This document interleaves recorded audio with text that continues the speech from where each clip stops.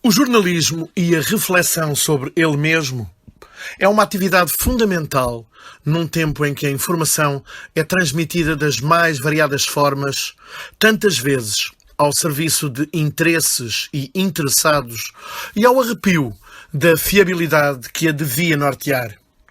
3 livros bem distintos que nos convidam a ler sobre o tema e a encontrar alguns tópicos de discussão que mantêm a sua atualidade quando a não veem reforçada, apesar de todas as transformações tecnológicas e até cognitivas que moldam os novos tempos.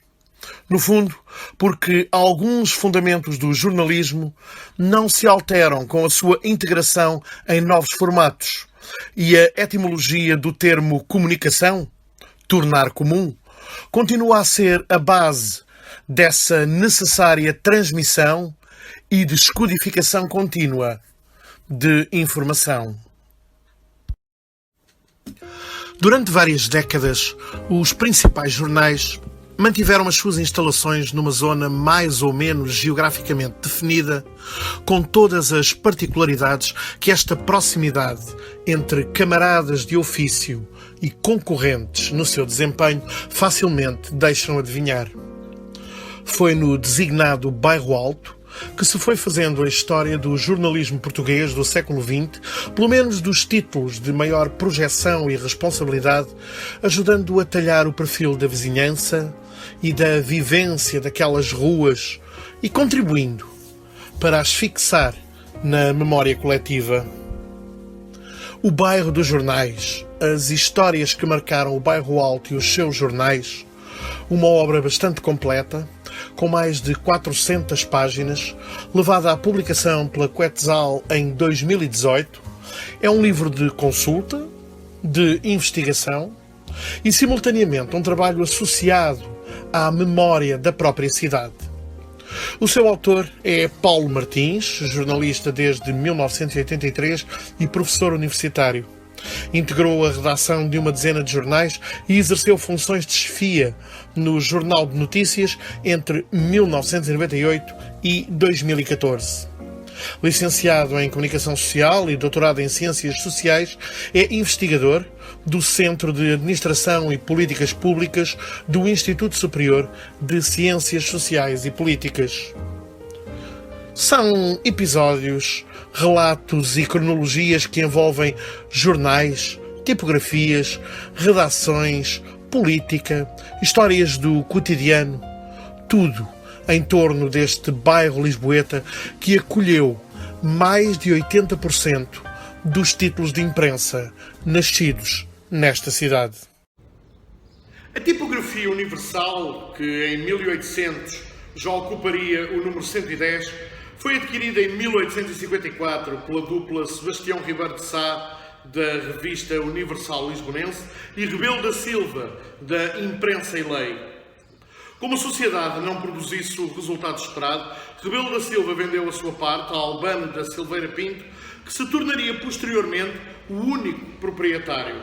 Tomás Quintino Antunes, que fora compositor no tempo de Morando e dirigia então a tipografia, comprou todo o prédio em 1862. Silveira Pinto gerira sem reino em roca a empresa, que pedia modernização. Em breve chegam prelos mecânicos e um avançado motor a vapor. A Universal torna-se a tipografia que mais edições de jornais assegura, usufruindo do título de imprensa da Casa Real a partir de 1870.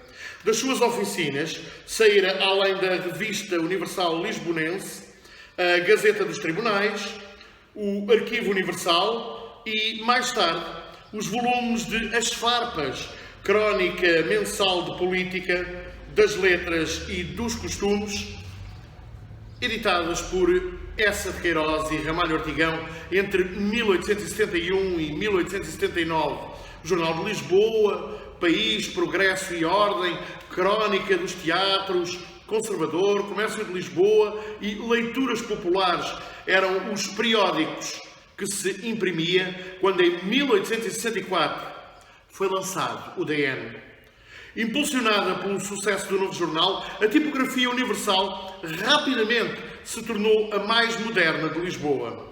Por lá passaram, por exemplo, entre 1867 e 1868, os livrinhos que divulgaram desde romances a estudos históricos sob a designação de Enciclopédia Popular.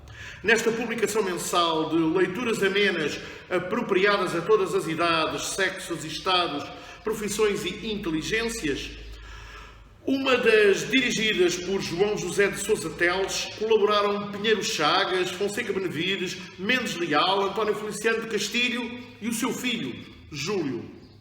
Quase em frente da Universal, no número 113, funcionou a União Tipográfica, onde foram impressas a primeira série do Correio da Europa e a revista de Instrução Pública para Portugal e Brasil, cujo redator era precisamente António Feliciano.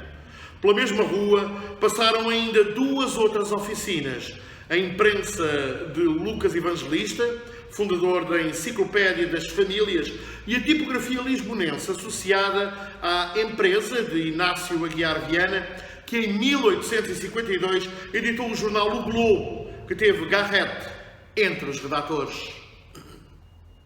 A Morandiana, na Rua da Barroca, por onde passaram o Liberal e o Luso, e posteriormente a Casa Portuguesa, a tipografia das Horas Românticas e a tipografia de Cristóvão Augusto Rodrigues também se mantiveram ativas durante décadas. Em particular esta última, responsável pela impressão de A Lanterna Mágica, de Rafael Bordal Pinheiro, a partir de 1875. Instalar-se-ia depois no Palácio do Correio Velho, na Calçada do Combro, que acolheu sucessivamente muitas outras oficinas, a Portuguesa e as do Diário da Manhã, Diário de Portugal, Jornal da Noite, este já nos anos 1910, a Batalha, no final da década seguinte. Registem-se ainda tipografias que, ao longo dos anos, vão mudando de proprietário, como a Lusitana, no Largo de São Roque, depois nas mãos do Diário de Lisboa e do Diário Popular, ambos do século XIX. Também a concentração de oficinas numa área restrita e uma proximidade funcional entre tipógrafos e jornalistas imprimiram ao bairro uma marca distintiva. Nem todos os tipógrafos eram detentores de um conhecimento meramente mecânico. Muitos eram cultos e disso faziam gala. Não faltam, aliás, casos de tipógrafos que se converteram em jornalistas, a começar pelos fundadores dos dois mais importantes jornais que passaram pelo Bairro Alto, o Diário de Notícias e o Século. Um pouco mais à frente, lemos: num país pequeno e analfabeto, era entre o Bairro Alto e o Chiado que se concentravam não apenas as redações dos jornais, mas também as sedes partidárias, quando não partilhavam o mesmo espaço.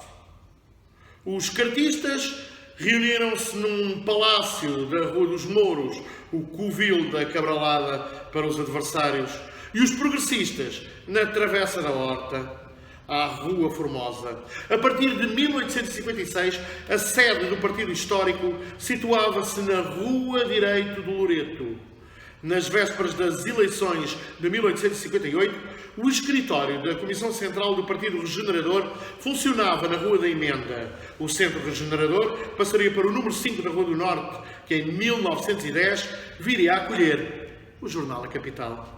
Na sede do Clube Progressista, à Rua do Alecrim, mais tarde mudou para a Rua Ivans, esteve a redação de O Progresso. Uma coabitação natural, visto que se tratava do órgão oficial do partido, como tantos outros. Há em Lisboa categorias de jornais, os que vivem do público e os que vivem dos partidos, os que são sustentados pela sua venda e os que são pagos pelos políticos, porque não têm renda e quase não têm assinaturas. A observação data do início do século, mas era válida antes e continuou a sê-lo depois, por muitos e bons anos. Quase não existiam folhas políticas sem alinhamento definido. Por vezes, não com um partido, mas com uma facção dentro dele. Faziam e desfaziam governos, marcavam a agenda política, eram veículos de promoção dos seus redatores. A demolidora descrição do jornalismo tipo do século XIX, feita por Fialho de Almeida, é feita destes ingredientes. Põe a tua fortuna num artigo especulando as altas e as baixas de um partido e incorrendo na alternativa de acordar diretor-geral ou ter de fazer saltar os miolos ao dia seguinte. Bom, este é também um livro que nos traz pistas sobre a nossa história social e política. Se durante a Segunda Guerra Mundial Lisboa andava enxameada de espiões, o bairro alto dos jornais foi em grande medida contaminado pelas simpatias germanófilas dominantes no regime. Nas vésperas do conflito, não faltava imprensa permeável a exercícios de sedução das representações diplomáticas dos futuros beligerantes. Segundo o insuspeito Costa Bruxado, um chefe de redação do Diário da Manhã, recebeu, nesses anos, salário mensal da Embaixada Alemã. A prática, afirma, era generalizada. Ambas as partes corrompiam, pagando avanças a jornalistas. Evidentemente que com as costas quentes, a Alemanha hitleriana sentia-se mais à vontade para arregimentar. Uma recente investigação histórica demonstra que Mosés Amzahak, acionista e administrador de O Século, manteve grande proximidade com o regime nazi antes da abertura das hostilidades.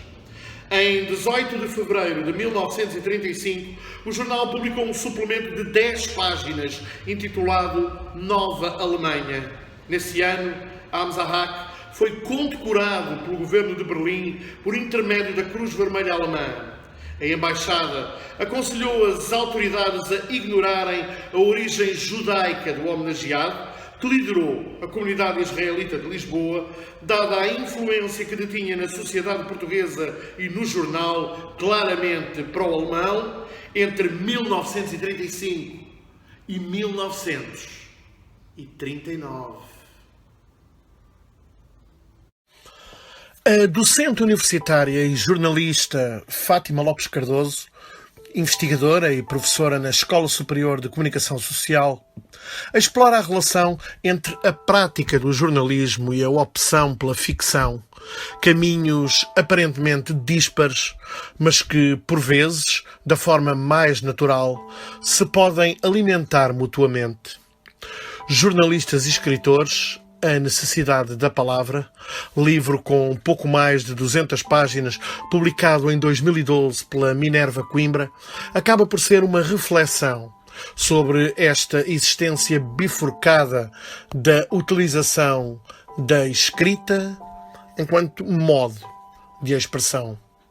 Para isso, recorre a um conjunto de entrevistas a 12 jornalistas, também escritores, de diferentes gerações.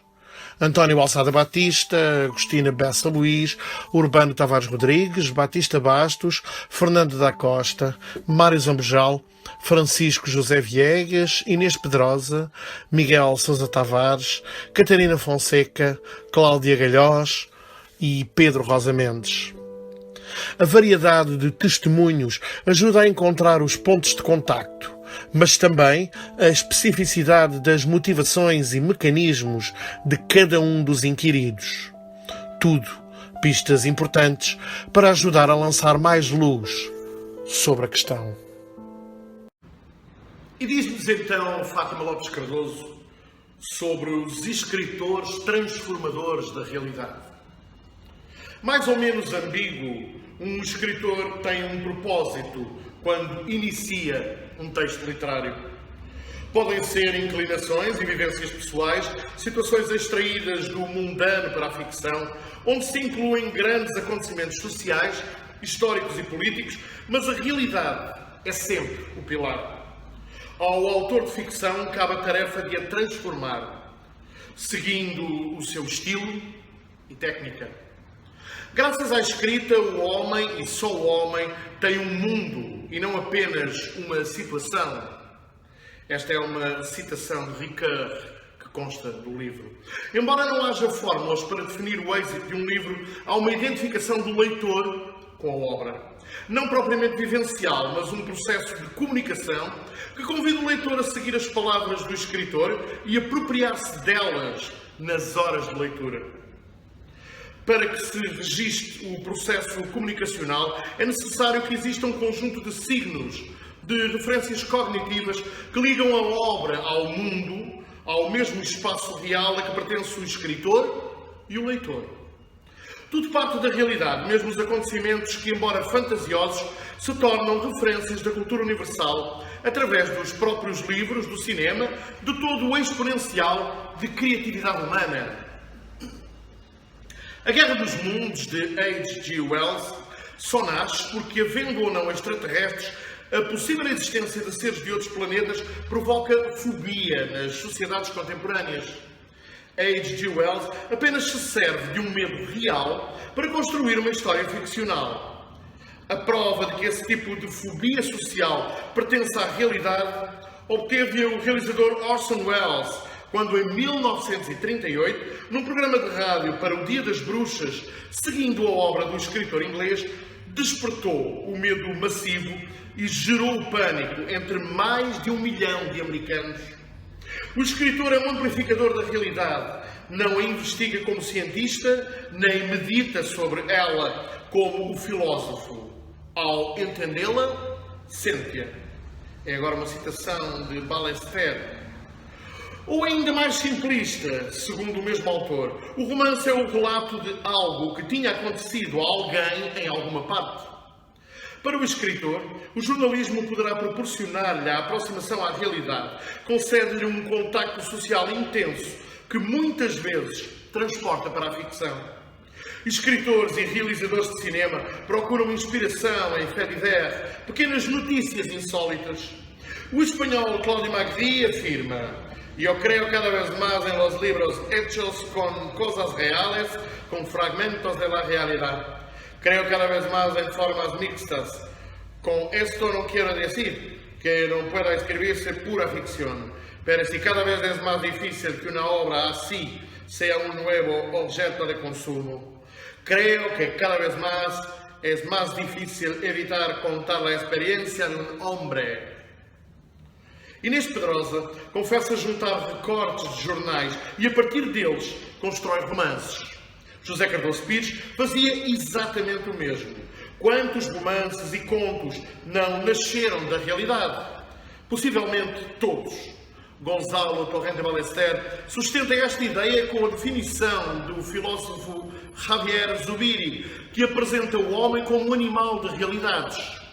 É imensamente certo. Somos prisioneiros da realidade e o que mais fazemos na nossa necessidade de criar é aproveitá-la e mudar um pouco as estruturas na medida em que a palavra o permite. Mas a realidade permanece por detrás e sustenta a fantasia. E o que não é assim tem falta de consciência, é mero palavreado. O que me permite continuar a considerar-me, apesar de tudo, realista. O autor exemplifica esta tomada da realidade com um dos livros mais fantasiosos de sempre, Alice no País das Maravilhas, de Lewis Carroll. Veremos nele uma lebre de março tirar o relógio do bolso do colete e dizer que é tarde. É verdade que isto não é real, como a realidade do banquete de Trimalciano, nem sequer com a realidade mínima de Daphnis e Chloé. Mas, se decompusermos a imagem, elas provêm do real. O que acontece é que foram tiradas dos seus contextos habituais e inseridas noutras. Passo a passo, chegaríamos a uma nova conclusão formulada do seguinte modo: não há nada no romance que não tenha pertencido antes à realidade. Mas é necessário que este conceito, realidade, seja entendido no seu sentido mais lato. O que fez Lewis Carroll? Pegou em referências humanas, num conjunto de signos e transformou-os. Mas todos eles existem. E acrescentemos um fragmento da entrevista de Batista Bastos. Qual a importância social de um livro? O jornalismo conta uma história, a literatura desmonta. Se algum livro corresponde à diferença, corresponde à extinção daquilo que é notícia, não pode ir além de... O livro pode comentar, pode dizer, o livro vai, sobretudo, ao encontro da razão e a notícia vai ao encontro do sentimento, o que não é mau. Mesmo quando escrevemos uma notícia de cariz passional, por mais secos que sejamos na escrita, desperta sempre os sentimentos das pessoas. Tenho o hábito de recortar jornais e encontro notícias que são exemplo disso. O jornalismo é uma tese e uma síntese de um determinado comportamento social. A literatura faz a tese, a antítese e a síntese.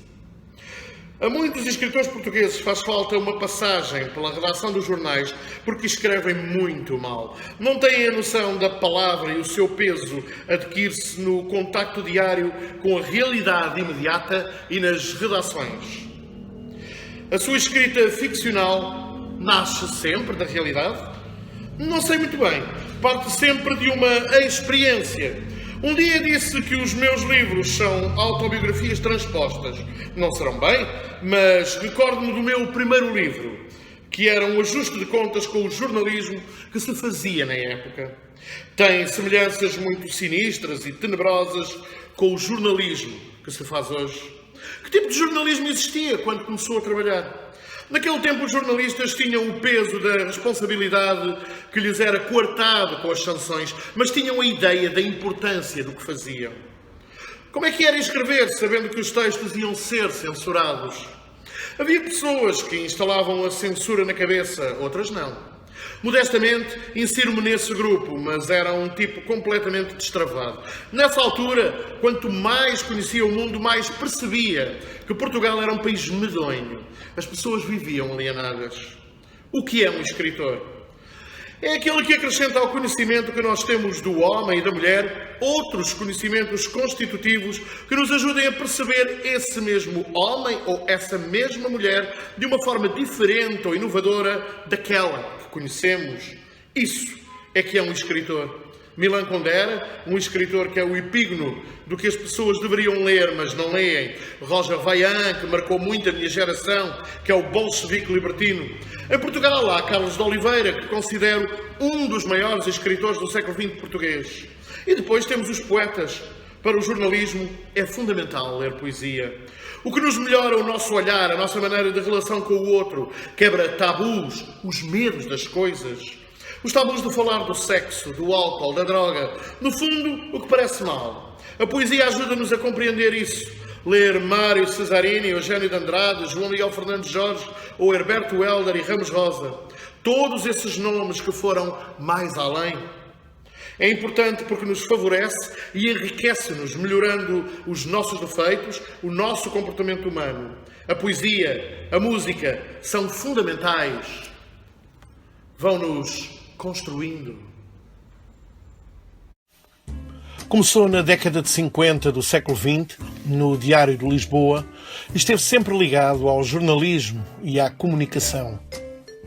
Fundador de títulos como o Jornal Novo ou o Semanário Opção, Artur Portela colaborou em jornais como República, A Capital, Portugal Hoje, Jornal do Fundão, bem como na estação de rádio TSF e até na RTP. Pertenceu ao Conselho de Comunicação Social, que presidiu, e à Alta Autoridade para a Comunicação Social. Este trabalho, A Galáxia de Bill Gates e a Responsabilidade Cultural do Jornalismo, publicado em 1998 pela Bizâncio, permite-nos tomar contacto com a opinião de diversas figuras de indiscutível craveira intelectual, auscultando a sua percepção sobre o jornalismo, as suas necessidades e limitações, bem como com a pertinência da informação e da utilização das tecnologias. Temas sempre atuais.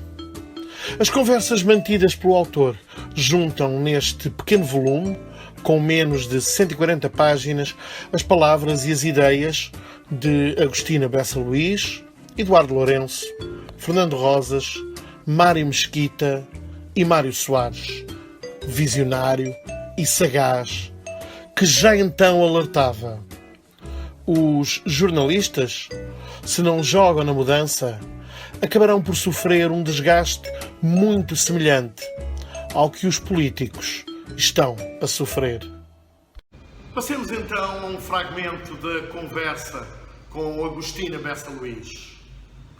Agostina, informar será à partida um ato cultural? Acho que não é exatamente aquilo que eu entendo como ato cultural. Faz parte dessas obrigações que as sociedades civilizadas foram criando e desenvolvendo através dos tempos. E, portanto, a informação sofre um tratamento conforme a própria sociedade que a recebe e nas condições em que ela é capaz de a receber.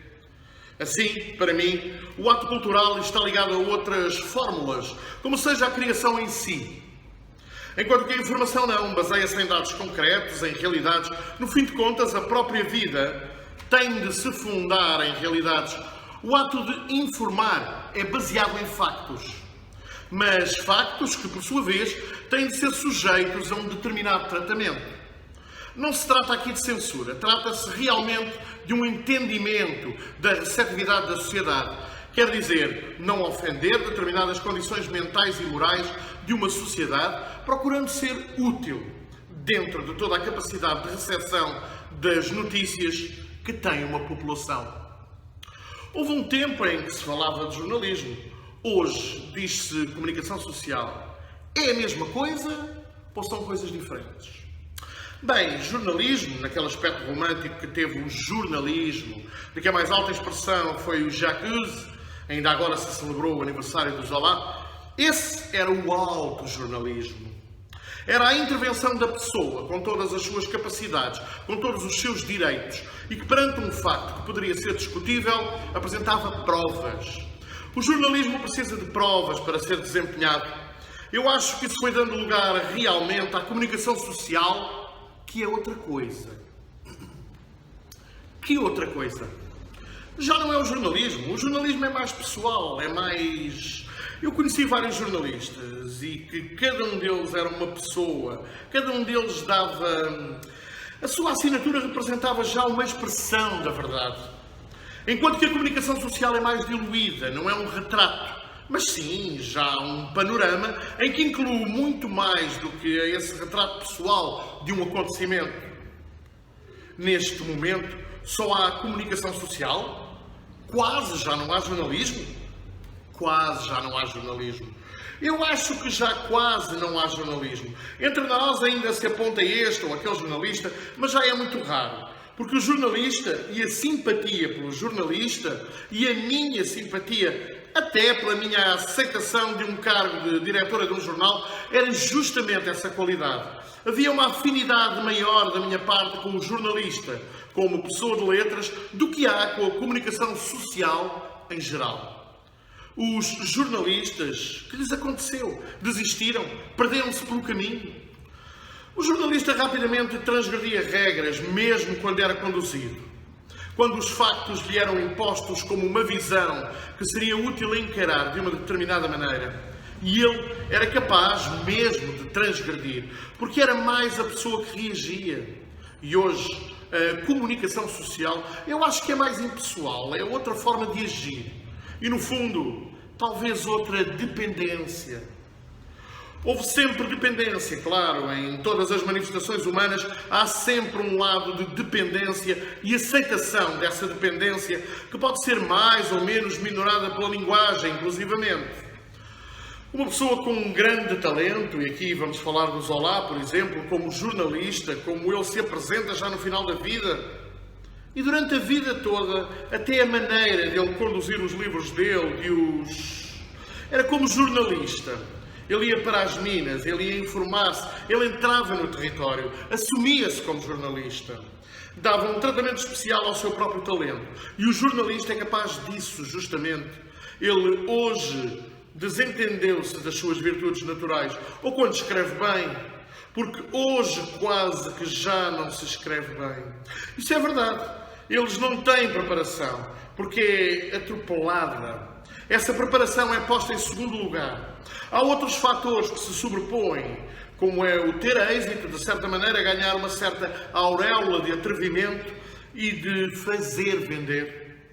Coisa que não existia, suponho eu, talvez fosse até mais político, o jornalismo do século XIX.